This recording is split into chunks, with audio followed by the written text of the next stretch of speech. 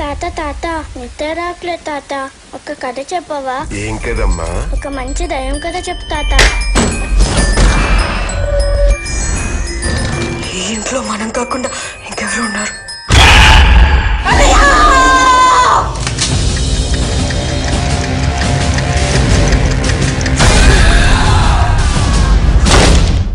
ఆపు తాత, ఈ కథ నాకు తెలుసు.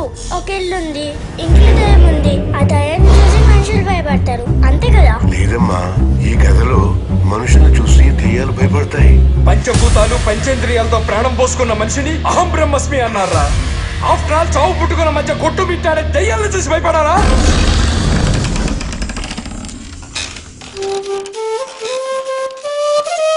ఆహా, శ్రీకృష్ణుడు గోపికుల ముందు ఫ్లూట్ వాయించినట్టు దెయ్యాల ముందు ఎంత బాగా వాయిస్తున్నావురా?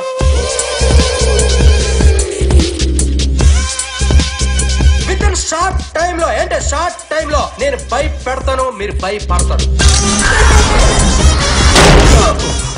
ఏంటరా సౌండ్? నీకు వినపడిందా? ఇక వినపడలేదు. ఇంకా మనం దేనికి భయపడాల్సిన అవసరం లేదు.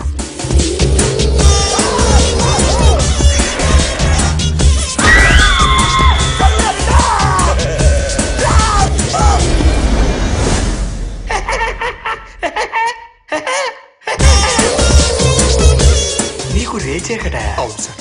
ఎంత బాగా మేనేజ్ చేస్తున్నా. ఈ కథ చాలా బాగుంది తాత.